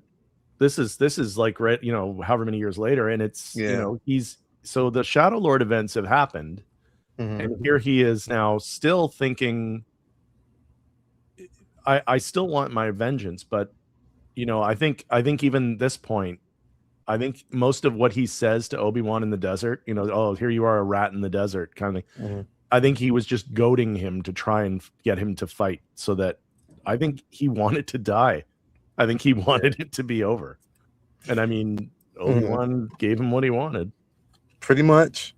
You know what I mean? And even like when we see the fight between Maul and Vader, Vader is not, it's not even him fighting, you know, against him. It's also, remember, like it's Vader, who is that part of Anakin that is fighting or trying to destroy the person who took that father figure from him, which was, you know, Qui-Gon, you know, and you know, again, I loved how they explained that Vader, you know, what we saw was not Anakin. It was Vader fighting against that part of Anakin and just putting that to, you know, the rest, not, you know, becoming Vader and the hatred that he has for Anakin. Like, bro, like these two individuals who are both tortured. It's like, yo, I would love it, you know, it would never happen. I would love for them to basically just sit down and exchange notes. Like, well, he did this to me. If they had done that, think of how much differently things would have gone. How differently things would have basically been done, and how much more powerful they would have been together. But then again, with that level of power, oh shit, the galaxy, oh damn. You know what I mean? Like, but bro, I mean, Obi-Wan messed them both up. Fucked them both. Obi-Wan was just like, yeah, he cut me in half, and he's like, yeah, and he cut my arms and legs off. Yeah. No, you don't say.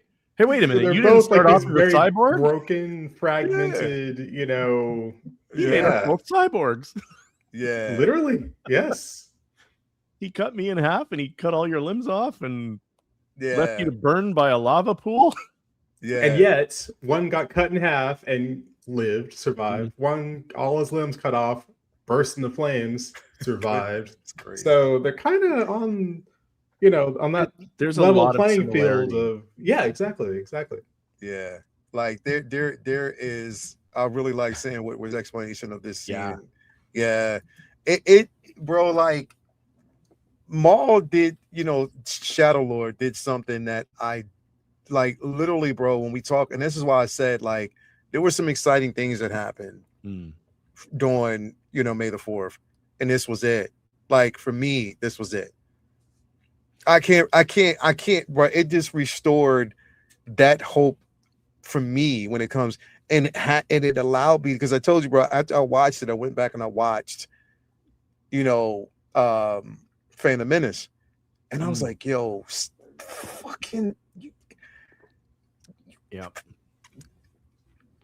motherfucking Palpatine, bitch ass, bro. Sidious is an evil. He's a bitch ass dude, bro. Like, for real, so evil. Like, you think about it, you're just like, yo, he was just using you, bro. He's using you. You are just an instrument for him to move on to the next. You're exposed. You're disposable.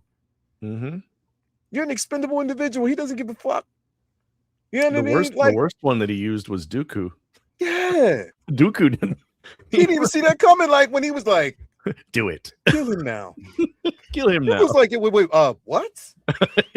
The fuck? What? Hold up. Wait a minute. Hold up, man. Hold up. Like, you know what I mean? Like, nah, come on, man. So Yeah.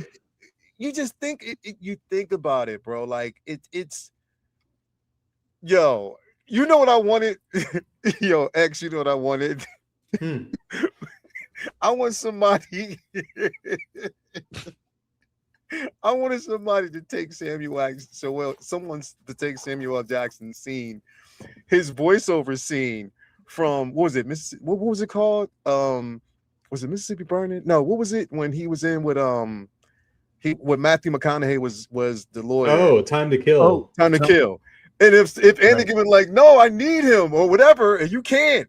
It just happened to where he's even like, yes, he deserves to die, and I hope he burns in hell. Like, bro, just to put that one. I'm glad he did. Yeah, bro. Yeah. Like, he is so evil, and the manipulation, bro, was just absolutely like. But when you look at the grand scheme of things and the plans, and bro, it's wow. Like it's just. But I look at Maul, and now don't get me wrong. I'm not saying that Maul is a good person, because he's not. It's just that he's tortured. He's a tortured individual that's telling the truth. And actually, even though he's using some really despicable means, he's trying to achieve the same. It's on the same level. He's trying to achieve the same things that the rebellion is trying to achieve. Yeah. He's trying to help get you there to kill these motherfuckers. And I tried to tell you that this is going to happen, and you just didn't listen. But I understand. There's a piece of Maul somewhere deep down, I think, that is good. In the same way, like Vader, there's a piece of Anakin that was in there all that time that was just being kept down. And I feel like Maul is probably a lot more similar to Anakin than they would ever realize. Like even just in terms of their lives, everything. Perfectly said, Charlie the Unicorn. Maul is incomplete. Yes, that's what it is. He's incomplete. Like there's parts of him, like he's lost. He's a lost individual, bro. Like really lost and hurt, and in trying to find that way. You know what I mean? Just look, I know eventually I'll probably die, but I need help achieving this goal. So at least I know I die with the vengeance that I've wanted. Again, he's still remorseful, and he feels as though he failed his brother. He wasn't there for his brother as much as he should have been. You know what I mean? He surrounded himself by two Zabraks that were, of same species that were also brothers. And you're witnessing that these two brothers love each other. Yeah, that I felt so bad for them. Yeah, bro. Yeah. I really did. I felt kind of bad for them.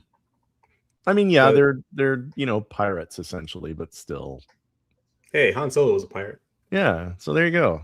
Yeah. There you go. There you are.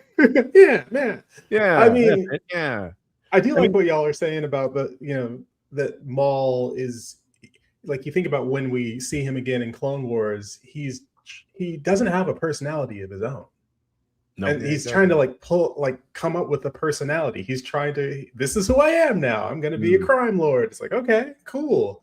This is who I am now. It's like he's constantly he's making up for lost time, because for so long he was just what Palpatine wanted him to be and nothing else. And now all of a sudden he's got, all this freedom, quote unquote freedom, to do anything and everything with this power that he has, but he's still a little aimless. He doesn't know what to do with it. Do I use it for good? Do I use it for selfish reasons? And even when he's speaking to whether it's Ahsoka or Devin or Ezra, in the same sentence, you'll hear him go from manipulative to sincere, and vulnerable in all, the same sentence. And it's as the solid centrist said, well, and this one over here isn't half a man.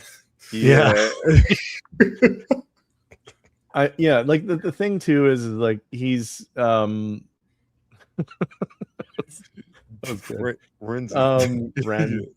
The thing too is that, and again, just to my earlier point about, I think he wanted his fight with Obi-Wan, his final fight with Obi-Wan, to go the way it did. he tried to do the same move Mhm. on Obi-Wan that he did on Qui-Gon. Yeah. And I think he would have known that Obi-Wan would have been expecting that, Yeah. or at least would have recognized it. Yeah. And ultimately that's what undid him. I mean, that fight lasted what, 2 seconds? It was beautiful. I know people lost their minds too People were when that mad. happened. I'm I was like, no. it doesn't necessarily have to be this long, drawn out fight. If No.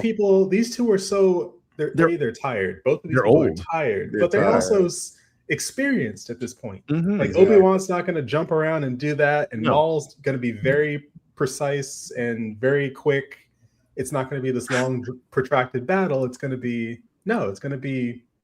what it was. And What it was it was. surprising at the time, but it made all the sense in It the world. It was made like, the that's how it most would go. sense. It made the most sense. I mean, just the fact that you couldn't have Obi-Wan at that stage fighting kind of how he did before, because then, well, it's less than it's several weeks before he fights Vader on the Death Star, Yeah. you know, and we know how that fight looks. Yeah. It's not super energetic and jumping around and doing all, you know, so he's not at that level of No. youthfulness anymore. So it's, you know, he's going to fight more conservatively Mhm. and Mhm. more experienced. So Yeah. but yeah, They've both had a long time to think about this. Yes, They've they both did. had a long Oh, time yeah. to play the events over in their head Oh, of yeah. what happened. And Yep. yes, they have Yeah. had a long time, but almost too long, almost too much time has passed where they're both like just tired. Yeah. Like, Yeah. he will avenge us because guess what? We're tired. Yeah. Yeah. It's This done. is his fight. Because if you think about it, bro, in this particular scene, you know, Maul, we still have fighting from rage. Mm. And we have Obi-Wan actually literally fighting from like a space of empathy. Because, you know, again, it wasn't like his intentions was to kill Maul. No. It was to protect Luke. Anakin. Or Luke, sorry. Yeah. You know what I mean? So again, it was a space of empathy, but he did exactly what was needed in the moment. He will do what he must. Yeah, I was gonna say, like, it must. took a hot minute for him Yeah. to, you know, because he was just like, maybe I can talk to you. Maybe why come to this place? Protecting something? No, protecting someone. And Yeah. that's it's like, all right, well, damn it, we got to do this. Yeah. He Like didn't want to, but that moment is just, And like, it's we gotta do this. echoing the same thing you see between Luke and Vader in Return of the Jedi. Like your thoughts betray you. Your feelings for them are strong, especially for sister. Yeah. And then suddenly Luke is back up and he's ready to go. And he's ready to go. Yeah. Tempting. You know what I mean? So I can't wait to see how this relationship flourishes. Yeah. I cannot wait. I think it's now we don't know this yet, but she's gonna be Darth Talon. You think so? I think so. I was just waiting for her to lose a limb. I'm like, come on, lose an arm or something. I think that might happen in the next season. But I feel like the fact that they chose a Twi'lek to be the character, she's got a maroon sort of pigmentation to her skin. She's angry. She's lost her master. Maul is probably going to manipulate her a little bit, obviously. I think she's going to be Darth Talon. I think we're going to see Darth Talon. You think so? I think a version of Darth Talon anyway, yeah. Because, I mean, she'll take the name, like whatever the name is, Talon, I guess. Because even to this day, we don't know what... Well, I guess Maul. I mean, I guess that is his name, but is it? Do we even know that? I mean... Who? Darth Maul? Yeah, like, because you know how they take it's a Darth. Their Darth title would be Darth whatever, but they have a name. Like Dooku was Darth Tyrannus. I mean, his brother was Savage though. So yeah, Savage Opress. Savage Opress. Yeah, but he was not a Sith. He was not a Sith, but his name was still Savage. It was still Savage. He was very That's French. what I'm saying. Like. And this is Maul. I mean, that's all we know him as is Maul. Yeah, yeah. Maybe he just never had a name. And, you know, I love that part in Rebels where he's like, formerly Darth, now just Maul. Yeah. Maybe his name is Clifford. Could be. Or more likely, just because of just the statistics of it, his name could have been Dave. Yeah. So many Daves. It's very Dave Townsend, I love it. Yeah. That's what we need. We need a Mother Townsend Hot Toys figure. Come on, Hot Toys. Yes. That would just be a good lovely one. figure on the shelf. I'm just What a really talent. hoping that. Yeah. I don't think that once we get her though, it's not going to be, and I'm glad it's not going to be overly sexualized.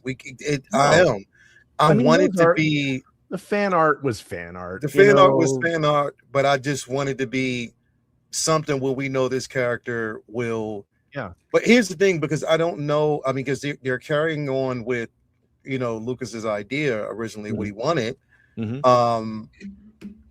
But what if it's not Talon? It's hard to say that it's not. Yeah.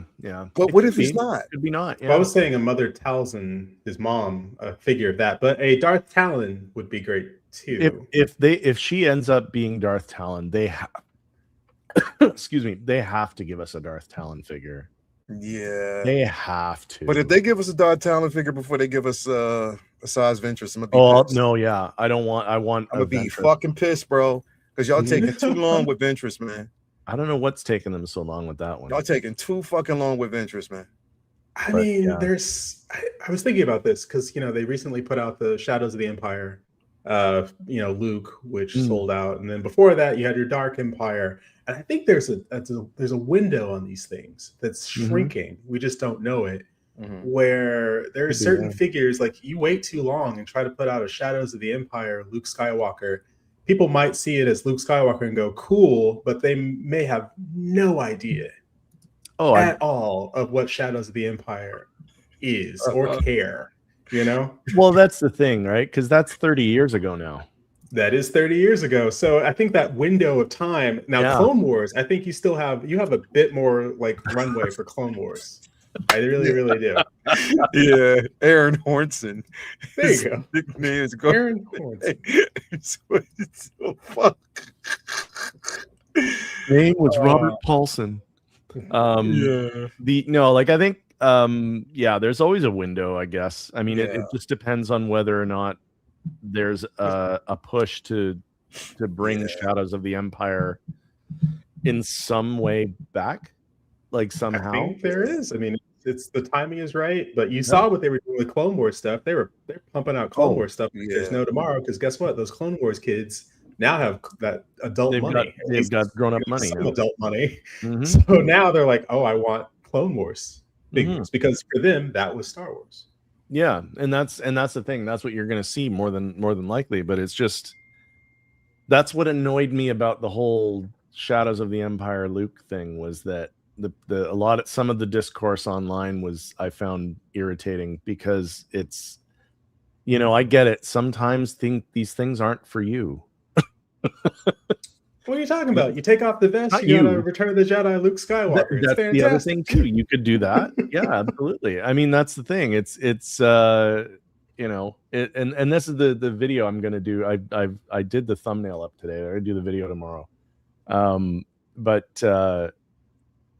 We're all of a certain age range where we remember Shadows of the Empire, and we remember how important it was to us at that time. Yep. And these kids today, I hate to say that. Back in my day, we didn't have Star Wars movies. They have everything but the movie. They've got no idea how good they've had it. No idea. Almost too good, I would say. Definitely. We did not have Star Wars every 5 minutes. Every 5 weeks. Yeah, we had nothing but the books and the comics or whatever, like for 13 years. Yeah. Playing Dark Forces and we had TIE Fighter and Rogue Squadron and all those. Yeah, but I mean, in terms of like actual narrative storytelling for Star Wars, we didn't really have anything. Like, I mean, again, just the books. Just the books. And ate up those books. And the Dark Horse comics, but ate up those books like it was no tomorrow. Because that's all we had. And then they did this really ambitious thing with the Shadows of the Empire, where it was across the books and the game, and it was a big deal. And the book is great. I remember so fuck y'all, man. Fuck you, Charlie.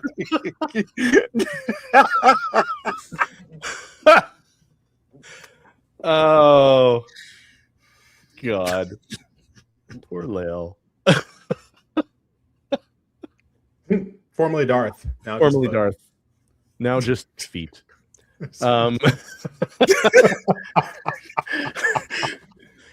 But like it's we Yo, we've yeah. had it.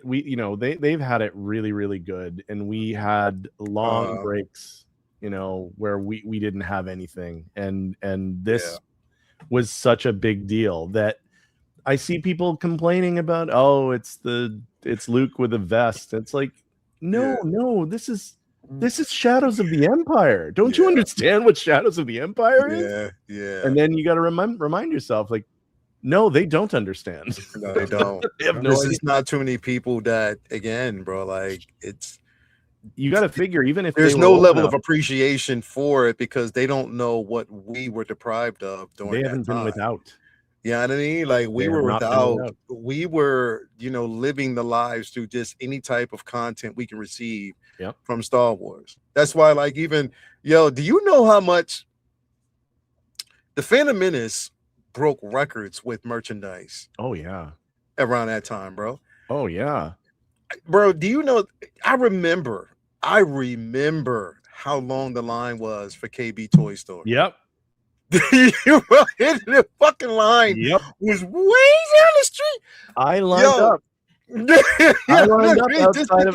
I was just lined up outside of a Toys R Us in Toronto, and there was a line, and I was there at 6:30 in the morning to get in and get I got like, I forget. I got like, I got one of everything I could get, bro. But stuff like people flooded in, and it was like mad grabbing for everything, and it came with those little weird plastic chip things that if you had the little controller thing would play audio clips or music or whatever it was. Bro, and then afterwards, you go out to Taco Bell and get yourself a cup topper. Yep, that's right. The Anakin. The Sebulba one, the Darth one, yeah, bro. The Samuel L. Jackson cup topper, the Jar Jar cup topper, and the toys. There was no shortage of merchandising. No shortage of merchandising. There was no shortage of merchandising. Now, and all of them I have still in packaging. I never opened the box. Oh, really? Oh, yeah? Yeah.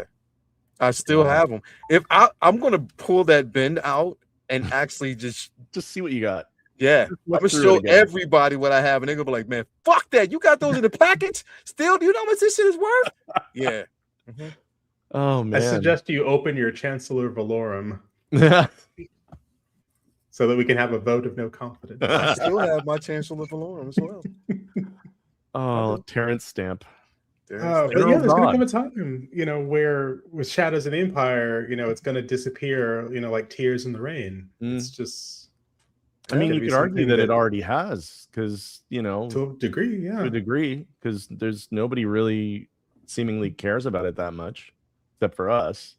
So yeah, that window of time of being able to put out Shadows of the Empire figures and have people go, "What? Oh, the window is closing." I just hope.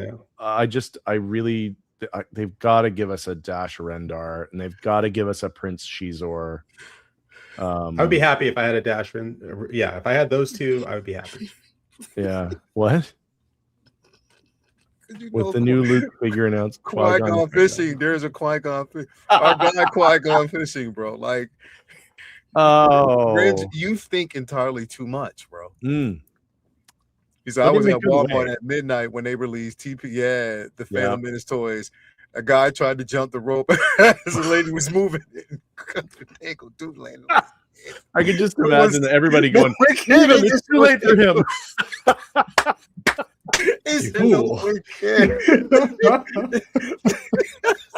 They was like, "Oh, hey, where's the Phantom Menace line?" Like, yeah. Oh, that's what you get. Yeah, I can only that's imagine. What you get. Ooh. Perhaps you think you're being treated unfairly.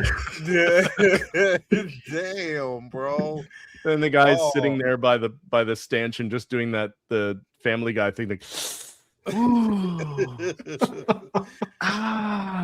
bro, just be patient. Don't try to be a hero. But hey, thanks for just getting me in line first. Yeah. My bad.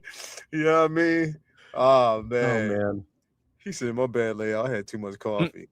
You have too much coffee every day, bro. A lot of Damn. coffee going. I feel like the story perfectly encapsulated the 90s. He said that story. It did. Yeah, It sure. definitely did. bro. I remember the first time we went to see Phantom Menace. Mhm. We all had to line, and this was before there was assigned seating in movies. Yeah, Before that was a yeah. normal thing. You So had to like line we were up. we were Line up. lined up, and you had to Line be in a up. good spot in line so that you didn't end up in the very front row Line looking up. like this the whole time. Yeah, Bro, that's how I saw Phantom Menace the first time. Was in the very front row. Oh Bro. no. I told y'all the story of how I got tickets, right? No. I never told you the story. No. So I was all right. When Phantom Menace actually dropped, right before I was a regional manager. I was in school in college, but I was finishing up college, but I was also a regional manager for S&K Menswear. And so right up at the Colonial Commons, what I did was, everybody was lining up, and I knew that you had to line up to get tickets. But it dawned on me, I was like, wait a minute. Maybe if I call ahead, would I be able to basically buy my tickets over the phone? So I called and I said, okay, are Phantom Menace tickets available? They were like, yeah.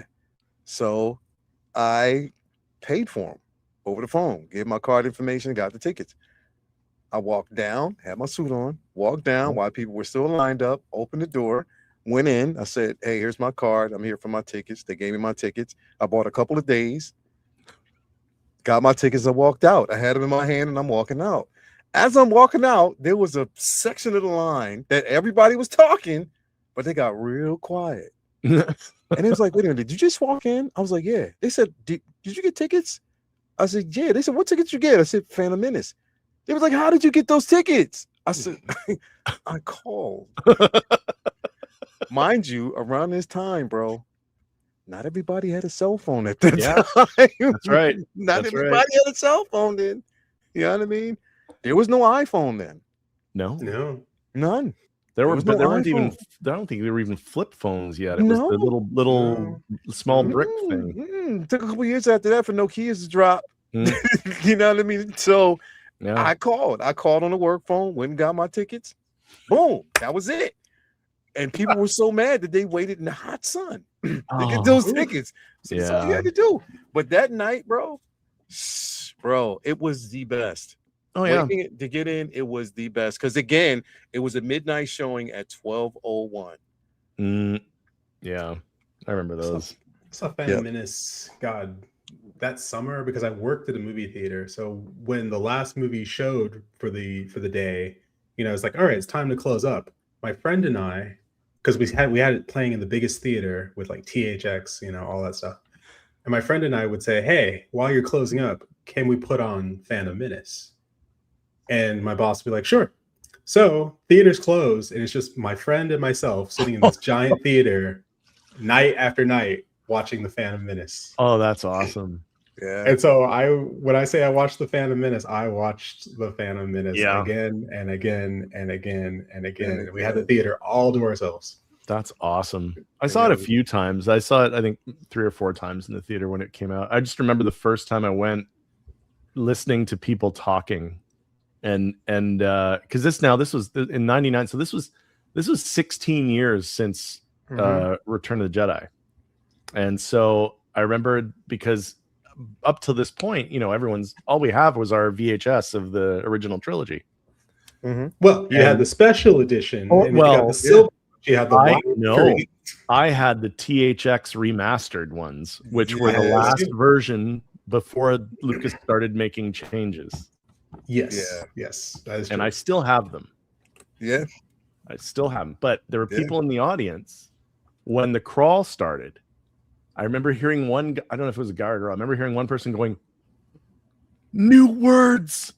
New words. And that was it's new words. New words. They're just excited because they could. That was weird, actually. That really was kind of weird to see. Oh yeah, there are new words. And I remember there were people who were legitimately concerned that because this was a new trilogy, even though this is still Lucas, it's still Star Wars and everything else, because it was a new trilogy, there were people who were actually concerned that the music wouldn't be John Williams this time. It would be somebody else.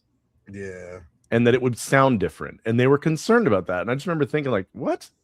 No, it's going to be, don't worry about that. That's stupid.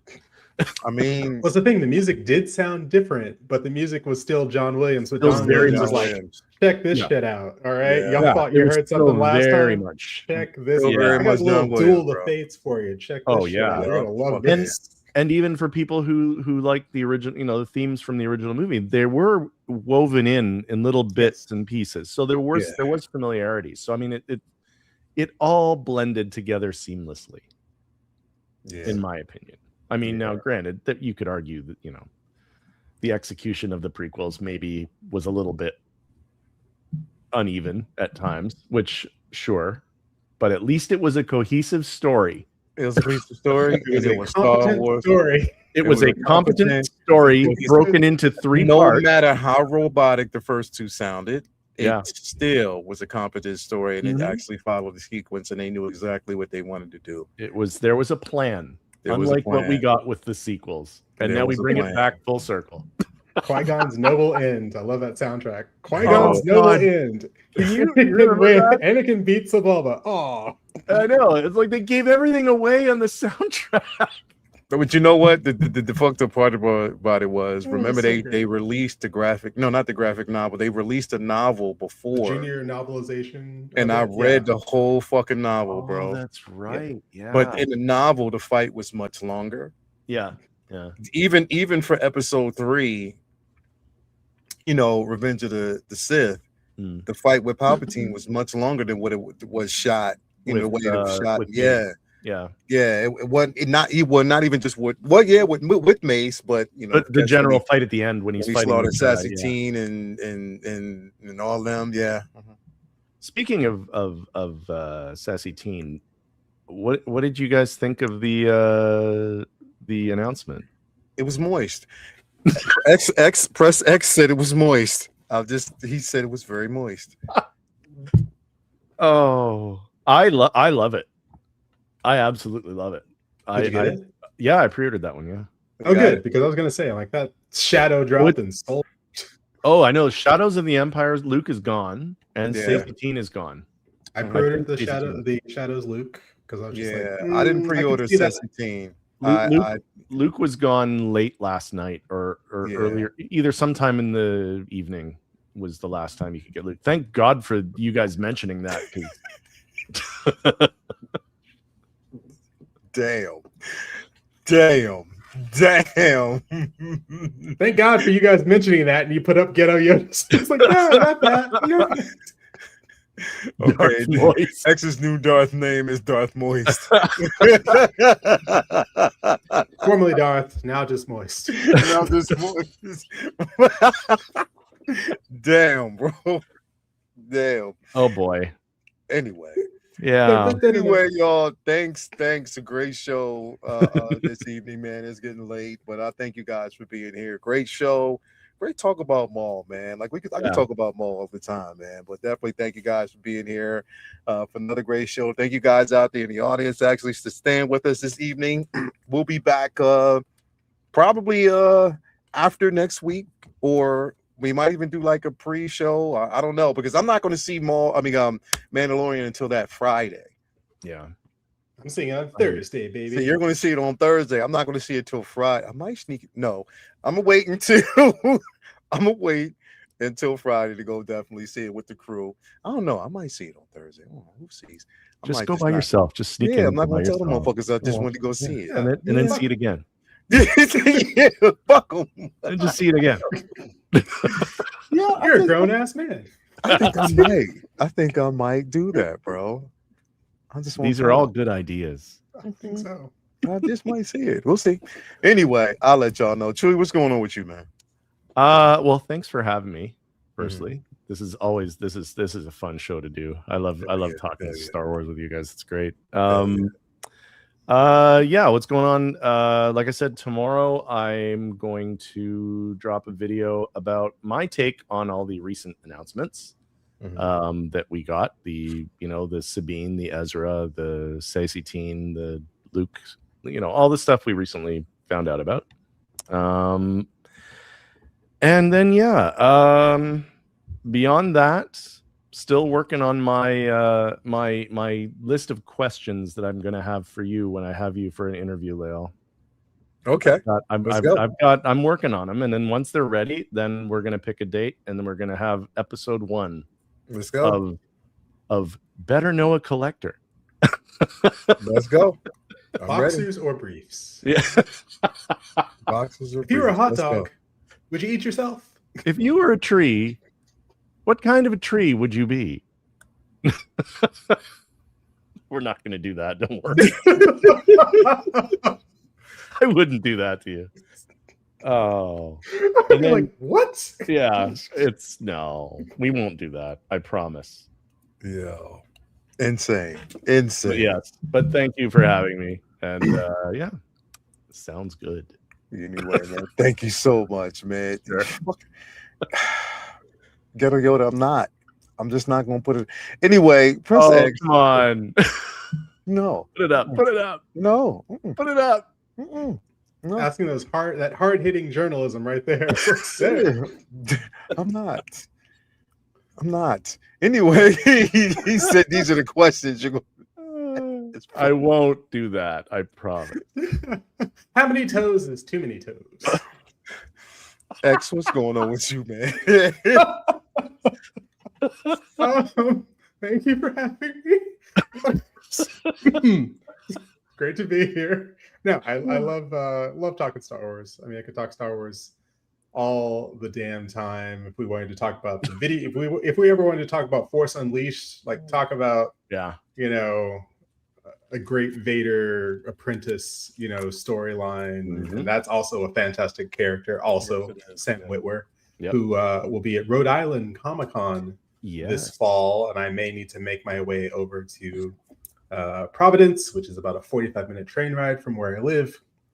I did see Obsession this evening, and I'm a changed man. A friend of mine saw it, said it was amazing. It's wild.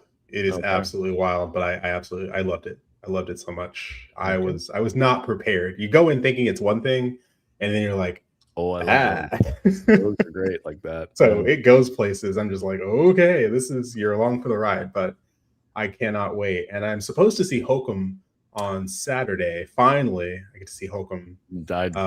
I want to see it again. Actually, it's really good. You were singing his praises, so I'm like, God damn it, I need to see Hokum.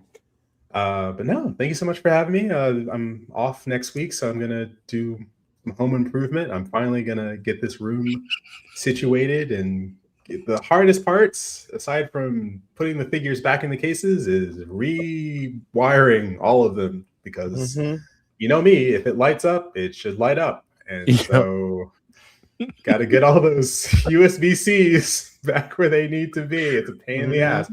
Doing it one at a time is fine. Get a new figure, like, okay, how do I, fit this in and all that stuff. And you're running wires, all of them at once. You're like, why did I do this to myself? I'm sorry. For the winner tonight of, have you heard the tragedy of Darth Phalanges the Wise? Bruh. I thought not. It's not a story the Jedi would tell you.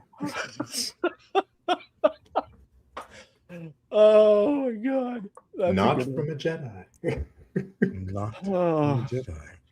But no, thank you so much for having me. I can't wait to, get into, I think next week's my birthday. So the new Lego video game is coming out. I can't wait to play that. So I might head down to New York for a day or two, go to the Museum of Modern Arts, just hang out. So y'all see me out here on the internet. Who knows what we'll get next week with the Mandalorian and the Grogu. The Grogu? I don't know. Yes. Hey, if they give us the Courtney Weaver's figure, I will pre-order it. I definitely will. Oh yeah. That will definitely come home. I'll do that. So what the fuck? You know what? Thank you guys for being here. Great show. Have a nice day. And as always, if you can't do anything else, always uncivilized motherfuckers. Anyway, Talk to you guys later, man. We out. So uncivilized.